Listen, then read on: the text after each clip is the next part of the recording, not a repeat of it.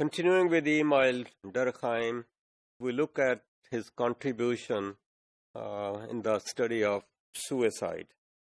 And that is his important book which he wrote. His intention was not only to contribute to the understanding of a particular social problem, but also to serve as an example of his new sociological method. Sociological method implies here how to collect the data or how to apply the positivistic approach to the study of the reality. So his focus on relatively concrete and specific phenomenon for which there were comparatively good data available. And that phenomenon which he picked up was the suicide, where he found that there is variation in the occurrence, in the incidence of this suicide. He wanted to see that why are there differences. So wanted to prove the power of the new science of sociology, and that power was that sociology, by studying the social facts, can explain the functioning of a particular reality or a phenomenon. If suicide is to be considered as a phenomenon, now he wanted to explain or let's say look into the causes of that suicide, the factors that might contribute to the emergence of this incidence.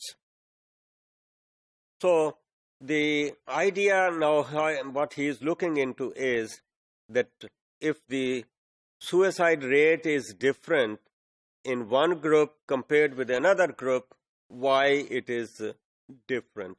Or in the same group, if it was different at one point in time, and now it is different at another point in time, so what changes have occurred which could give an explanation to the variation in this rate of suicide.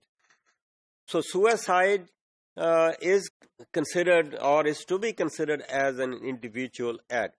The person takes his life. So the question is why an individual commits suicide. Now, psychologists have been explaining that phenomenon, and what we see is that why then in one group suicide rate is different than in another group. Why is there a variation? So as I said earlier, he is trying to compare the two groups at the same time with respect to their suicide rate, or the same group where we see that suicide rate was different at one point in time compared with another point in time. So what he is looking for is the sociological factors which can be considered as the contributing factors to the differences in the suicide rate. So individuals may have reasons for committing suicide, but these are not the real cause of the suicide. In Durkheim's opinion, the intention to do it or to actually carry out the suicide, it might be an individual act, but it is determined by the factors outside in the group or in the society.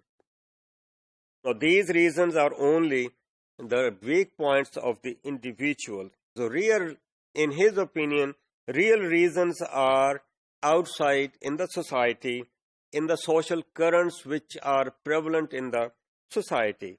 Now, these social currents actually attack the individuals. If we want to, let's say, reduce the suicide rate, then we have to identify those social currents and attack those social currents so that we see that they don't have a negative effect on the individuals.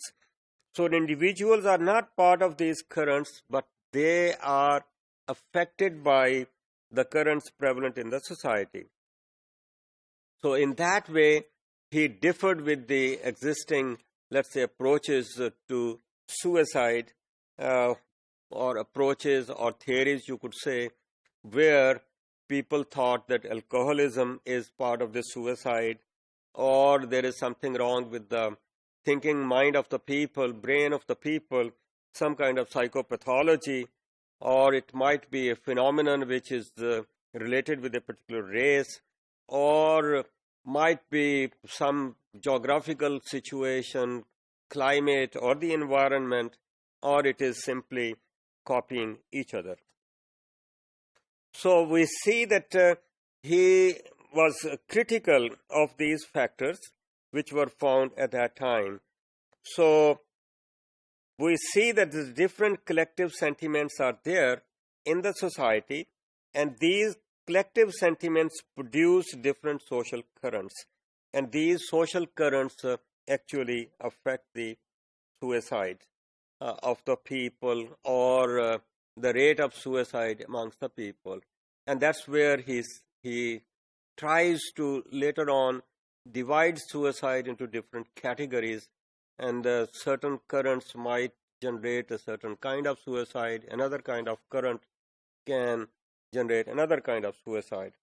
So changes in the collective sentiments lead to the changes in social currents, which in turn have an effect on, let's the individual, and whereby he might try, and he does try to, let's say, take action against himself and commit suicide.